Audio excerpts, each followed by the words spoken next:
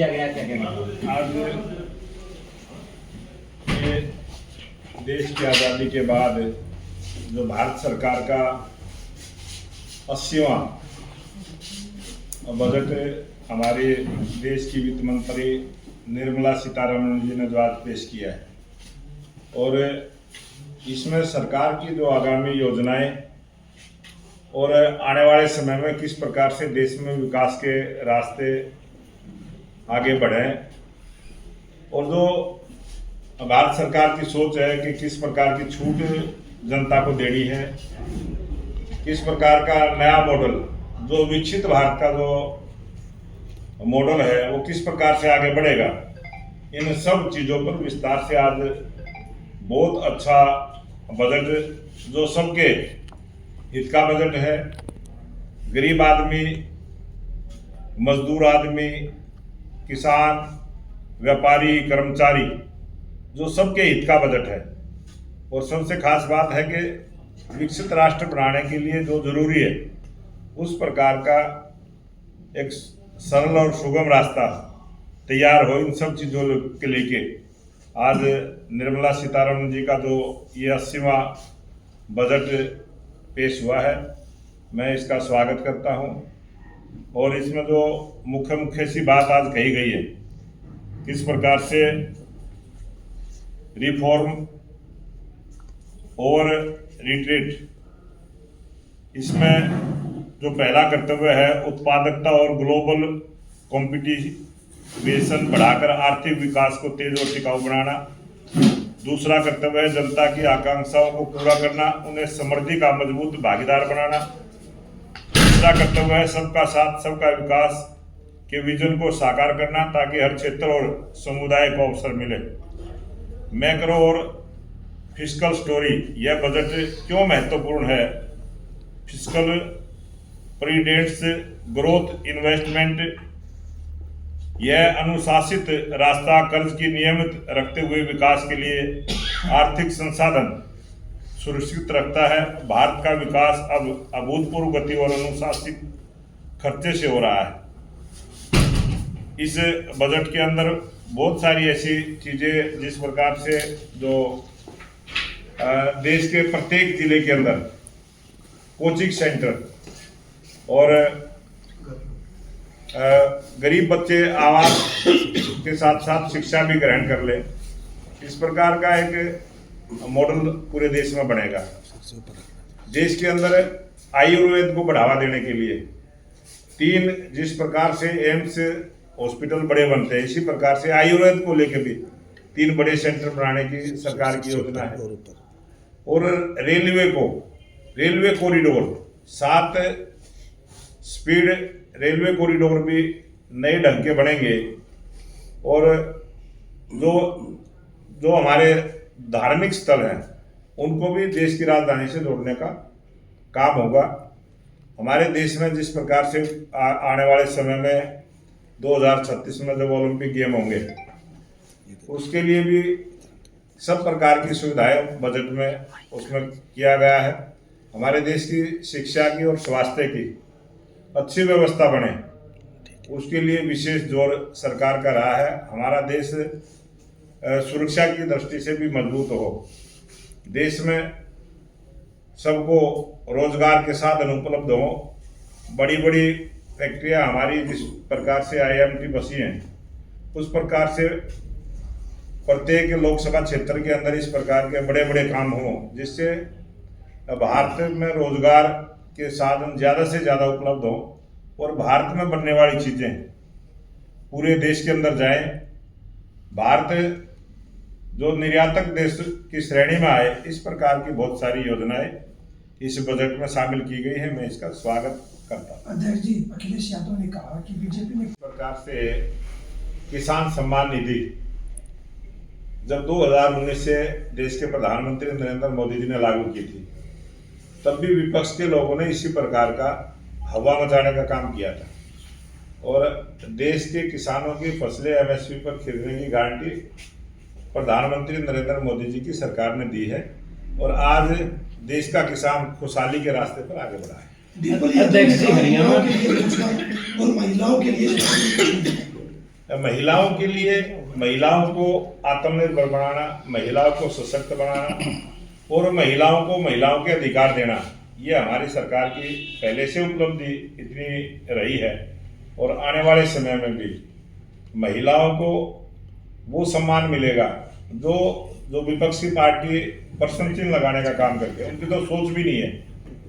और हमारे जिस प्रकार से महिलाओं को सम्मान दिया, महिला लखपति दीदी योजना जो बनाने का काम किया है, और गरीब लोगों को आवास की, आज देश में 25 करोड़ गरीबी रेखा से ऊपर उठे हैं, बहुत बड़ी उपलब्धि है। और जिस प्रकार से गरीब बच्चों को प्रत्येक जिले में हॉस्टल बनेंगे, उसमें लड़कियां भी पढ़ेंगी, लड़के भी पढ़ेंगे, सबके लिए। अध्यक्ष जी, ये कह रहे हैं, कांग्रेस कह रही थी हरियाणा को कुछ नहीं मिला इसमें बजट में। जब पीछे भी बजट आया था, इसी प्रकार से उन्होंने हवा मचाने का काम किया था, बजट में हरियाणा का नाम नहीं आया। लेकिन आपने देखा है इस 2025 के वर्ष में हरियाणा में कितना विकास हुआ है, कितनी सड़कें बनी हैं, रेलवे का काम हुआ है, और नई नई यूनिवर्सिटियां डेवलप हुई हैं। और भारत सरकार की और प्रधानमंत्री नरेंद्र मोदी जी की सरकार की यही सबसे बड़ी उपलब्धि है कि चाहे हमारी उस स्टेट में सरकार हो या ना हो, चाहे विपक्ष की भी हो, वहाँ भी समान राशि देने का काम करते हैं, किसी प्रकार का भेदभाव नहीं होता।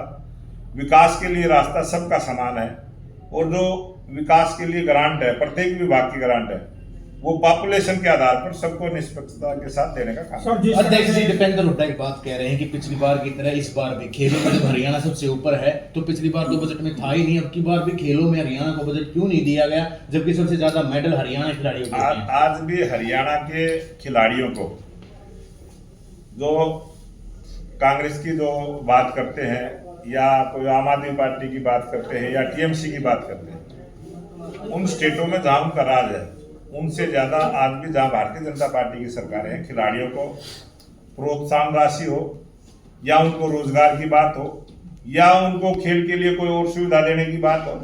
और हरियाणा तो उन प्रांतों में है जो हमारे खिलाड़ी बाहर जब खेलने के लिए जाते हैं, 5 लाख रुपए की अनुदान राशि उनकी तैयारी के लिए एडवांस में पहले दे देते हैं।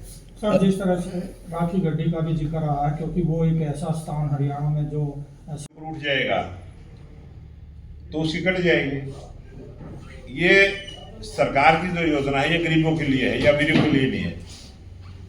तो अमीर जो, अगर किसी ने अपना कारोबार करके वो गरीबी रेखा से 25 करोड़ गरीबी रेखा से ऊपर परिवार उठे हैं, ये आंकड़े हैं सरकार के, और वास्तविकता में ये 25 करोड़ लोग गरीबी रेखा से ऊपर उठे। अध्यक्ष जी, विपक्ष लगातार कह रहा है कि विश्व बैंक की जो सूची जारी हुई है कर्ज में, जो स्टेट है उसमें हरियाणा पहले 10 टॉप में शामिल हुआ कर्ज में।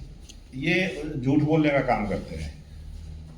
वो कर्ज की जिस प्रकार की बात करते हैं, बहुत बार झूठ बोलते हैं इस प्रकार की।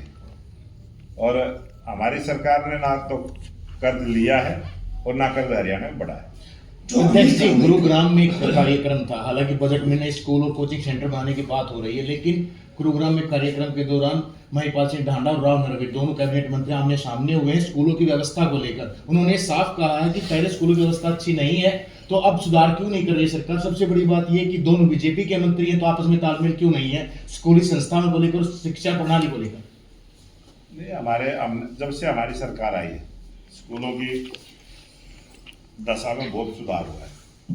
और जब से हमारी सरकार आई है, तब से लड़कियों के लिए अलग शौचालय का निर्माण, लड़कियों के लिए अलग, और कमरों की व्यवस्था, बैठने के लिए बेंच देने की व्यवस्था, ये हमारी सरकार ने किया है। और हमारी सरकार 2014 में आने के बाद सरकारी स्कूलों में संख्या बढ़ी है, घटी नहीं है। सरकारी स्कूलों में भी बच्चों की संख्या बढ़ी है। ये इस बात का सबूत है कि शिक्षा में सुधार हुआ है, और लोगों का अपने बच्चे सरकारी स्कूल में पढ़ाने का रुझान बढ़ा है। अध्यक्ष जी, विकसित भारत को बनाने में इस बजट का कितना वो सहयोग होगा? बहुत, बजट से ही सारी चीजें परिवर्तन होती है, और बजट में जिस प्रकार के प्रावधान किए गए हैं उसी हिसाब से बजट लगेगा, और देश विकसित भारत के रास्ते पर आगे बढ़े। क्या अमेरिका के टैरिफ से कहीं भारत की अर्थव्यवस्था कमजोर तो नहीं हो रही है? अमेरिका ने जो टैरिफ, कोई पहली बार नहीं इस प्रकार की बात हुई है।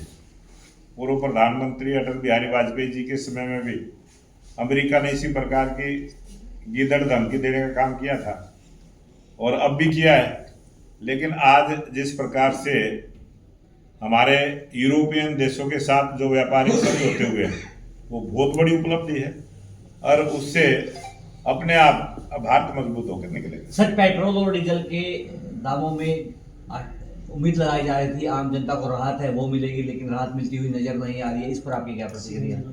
पेट्रोल और डीजल एक निरंतर डेली रेट घटते बढ़ते रहते हैं। इसमें हमने इस प्रकार की व्यवस्था करी है कि जिसका तुरंत लाभ आम आदमी को मिलता है और गैस के रेट में लेकिन सर 2014 बायोगैस में सर 2014 से पहले जब केंद्र में कांग्रेस सरकार थी, जब पेट्रोल और डीजल के दामों पर लगातार बीजेपी प्रदर्शन करती थी, लेकिन अब जो 90 से ऊपर है, लगभग 100 के आसपास दिखाई दे रहे दोनों के दाम, इस पर आपकी क्या प्रतिक्रिया? जब हमारी सरकार 2014 में देश के प्रधानमंत्री नरेंद्र मोदी जी के नेतृत्व में बनी और उस समय डीजल और पेट्रोल के भाव क्या थे, क्रूड ऑयल के भाव तक वो आप देख सकते हैं, अब भी कम है। और जो 10 साल का शासन कांग्रेस का रहा, हमारी सरकार से पहले रहा, उसमें किस प्रकार से रेट बढ़ते रहे और हमारी सरकार के आने के बाद किस प्रकार से हमने कंट्रोल किया, ये तो ऑन रिकॉर्ड है सबूत। सर, रोहतक से कांग्रेस सांसद हैं दीपेंद्र सिंह हुड्डा, वो ये कह रहे हैं जनता कष्ट में है और भारतीय जनता पार्टी के नेता और विधायक कॉलोनियां काट रहे हैं, अवैध कॉलोनियां काट रहे हैं, इस पर आपकी क्या प्रतिक्रिया? ये कांग्रेस के लोगों को, नेताओं को वास्तविकता है वो दर्द में है और कांग्रेस के लोग क्योंकि सत्ता से इतने दिन बाहर नहीं रहे और वो सत्ता का सुख भोगने का काम करते थे और भारतीय जनता पार्टी की जब से सरकार है, भारतीय जनता पार्टी के नेता सेवा करने का काम करते हैं। हमने जो सरकार है उसको सेवा का माध्यम माना है और जो कांग्रेस के लोग हैं उन्होंने सरकार को सुख का साधन माना है, बहुत बड़ा अंतर। सर, लेकिन जी हरियाणा प्रदेश बीजेपी की एक स्टेट लेवल की बैठक हुई है जिसमें 2029 की तैयारियों को लेकर कुछ विधायक और मंत्री विपक्ष से विधायकों के सामने एक्टिव नहीं दिखाई दिए, उसमें काफी नाराजगी जाहिर की है। कहाँ बैठक हुई है? स्टेट लेवल की कोई बैठक है? ये इस प्रकार से मीडिया में कहीं कोई मीडिया वाले किसी भाई हमारी प्रदेश की बैठक हुई और हमारी पंचकुला कार्यालय में हुई और उसमें हमारे सभी विधायक थे, हमारे सभी जिलाध्यक्ष थे, हमारे प्रभारी थे और जो हमारी पार्टी की एक नियमित रूटीन में बैठकें होती है, हमारे प्रभारी भी थे और उसमें पार्टी के काम की समीक्षा बैठक की जाती है और पीछे हमने सभी विधायकों को, जो 42 विधानसभा ऐसी है जहाँ हम चुनाव हारे थे, उन 42 विधानसभाओं में विधायकों की ड्यूटी लगाई थी। उसमें कुछ विधायक एक बार जाके दोबारा काम के लिए नहीं गए, उनके काम का ब्यौरा आया था और उनको बता दिया गया था कि ये 9 विधायक ऐसे हैं जो कम गए हैं, वो एक बार गए उसके बाद वो काम पे नहीं गए, सिर्फ ये बात आई थी। बाकी तो सबने अच्छा काम किया, सब बढ़िया काम कर रहे हैं, सब अच्छे से कर रहे हैं।